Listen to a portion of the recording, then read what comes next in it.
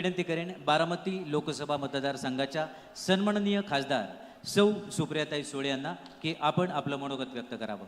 सन्माननीय सौ सुप्रियाताई सुळे। नमस्कार। हा दिवस आपल्या सगळ्यांच्या आयुष्यातील असं कुणाच्या ध्यानी मनी आलं नव्हतं। इथे येत असताना यायच्या आधी मला यायला उशीर झाला। याचं कारण असं की मला इथे येत असताना आशा काकींकडे जाऊन आल्याशिवाय माझं मन मला अस्वस्थ करत होतं। त्याच्यामुळे मी पुण्यावरनं बारामतीला आले। बारामतीला आल्यानंतर काट्याच्या वाडीला गेले, आशा काकींना भेटले। काकी टीव्ही बघत होत्या। काकींची काय बोलावं, काय सांगावं की बारामतीला कशासाठी आली आहे मला हिम्मत पण झाली नाही। मी हर्षवर्धन भाऊंचं आणि भरणे मामांचं नाव घेतलं आणि सांगितलं मी इंदापूरला गेले होते आणि इंदापूरवरनं मी इथे आले। म्हटलं घरावरनंच चालले होते, तुम्हाला भेटते आणि पुढे जाते आणि मला खेड शिवापूरला लग्नाला जायचं आहे म्हणून मी इथून गेले। म्हटलं तुमचं काय चाललं आहे बघून येते।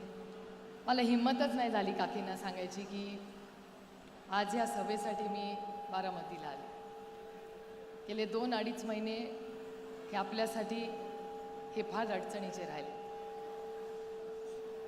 आणि आज आपण सगळे वहिनींच्या प्रचार सभेच्या सांगतासाठी इथे आलेलो आहोत। सांगता सभा करता असताना दादा आपल्यात नाही ह्याच्यावर अजूनही कुणालाच विश्वास बसत नाही। अनेक वेळा असं वाटतं एखादं काम जिल्ह्यातलं राज्यातलं असेल की अरे दादाच्या ऑफिसला फोन करा, पण दादा नाही। ठीक आहे, कामं होत राहतात, पण आयुष्यभर आपल्या घरातला एक कर्ता पुरुष, आपला एक भाऊ नाही, हे दुःख आयुष्यभर आपल्या सगळ्यांच्या अंतःकरणातून जाईल। आज व्यासपीठावर उभी राहिलेली असताना आज राज्यातून महाराष्ट्रातले अनेक मंत्री आलेत आणि माझं कर्तव्य म्हणून आणि ह्या भागाची लोकप्रतिनिधी म्हणून व्यासपीठावर महाराष्ट्रातून जे सगळे दादा प्रेमी आले आहेत त्यांचं मी बारामतीमध्ये तुमच्या सगळ्यांचं अंतःकरणापासून आपल्या सगळ्यांचं मी स्वागत करते। हा कार्यक्रम हा प्रचंड दुःखाचा आपला कार्यक्रम। वहिनींवर पण मोठी जबाबदारी पडली, त्यांच्या लेकरांवरही जबाबदारी पडली। पार्थ आणि जयला अजूनही लहानच आहेत आमच्यासाठी, ते ह्या वयामध्ये एवढी मोठी जबाबदारी त्यांच्यावर आली, पण तिघही ज्या पद्धतीने ही जबाबदारी पेलवत आहेत, कर्तव्य करतायत, ही आपल्या सगळ्यांसाठीच एक अभिमानाची आणि कौतुकाची गोष्ट आहे। मी स्वतः महाविकास आघाडीच्या वतीने माननीय सोनिया गांधी, माननीय उद्धवजी ठाकरे, माननीय राहुल गांधी, माननीय खडगेजी, माननीय संजय राऊत साहेब, अरविंद सावंतजी, आदित्य ठाकरे, हर्षवर्धन सपकाळ, शशिकांत शिंदेजी, जयंत पाटीलजी, माझे सगळे सहकारी आणि पदाधिकारी यांच्या सगळ्यांच्या वतीने वहिनींना शब्द देते की महाविकास आघाडीतला प्रत्येक कार्यकर्ता आणि जो बारामतीतला मतदार आहे तो वहिनींना ह्या इलेक्शनमध्ये ताकदीने त्यांच्याबरोबर उभा राहायला शब्द द्यायला मिळाला।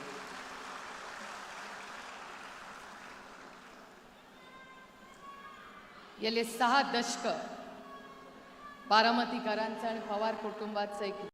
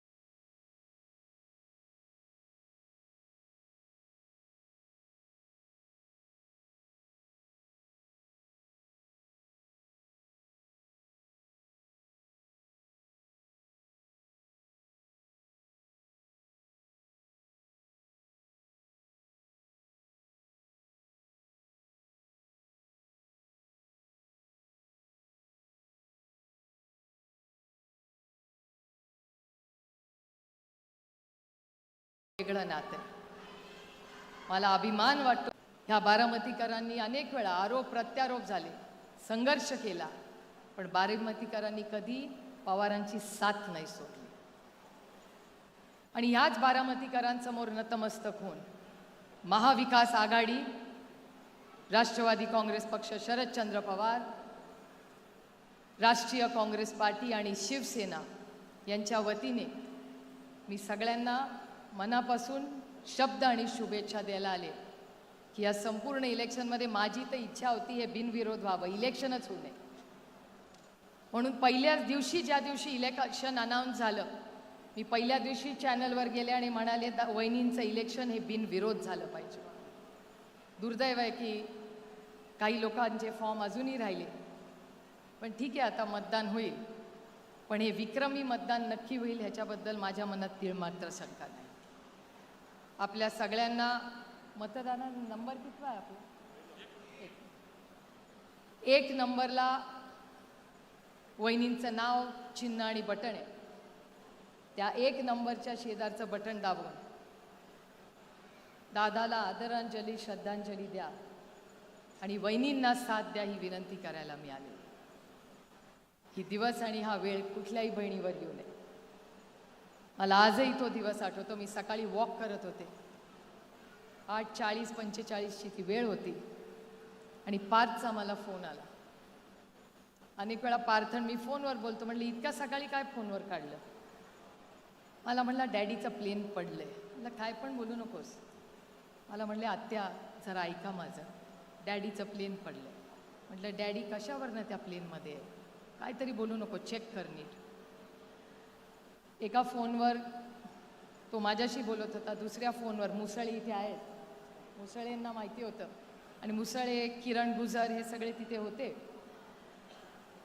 आणि तिथून ते व्हिडिओनी पार्थला दाखवत होते ही घटना झाली.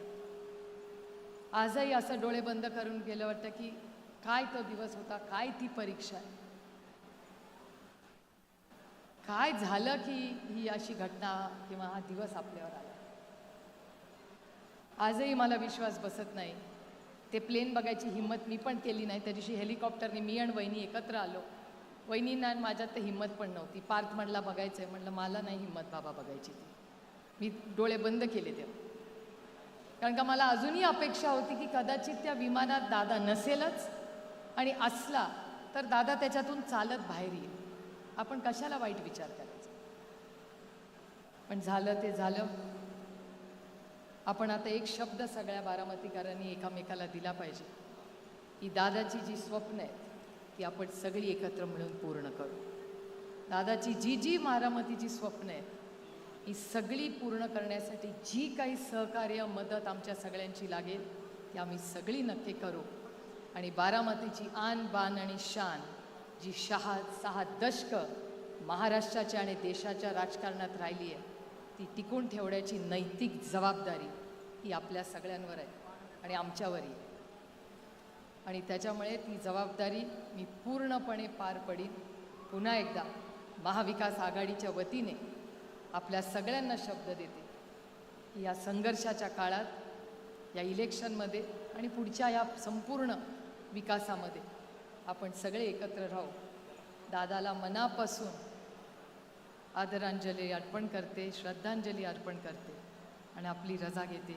जय हिंद, जय महाराष्ट्र, जय आघाडी. धन्यवाद ताई. यानंतर मी विनंती करेन राष्ट्रवादी काँग्रेस पक्षाच्या महाराष्ट्र राज्याचे प्रदेश अध्यक्ष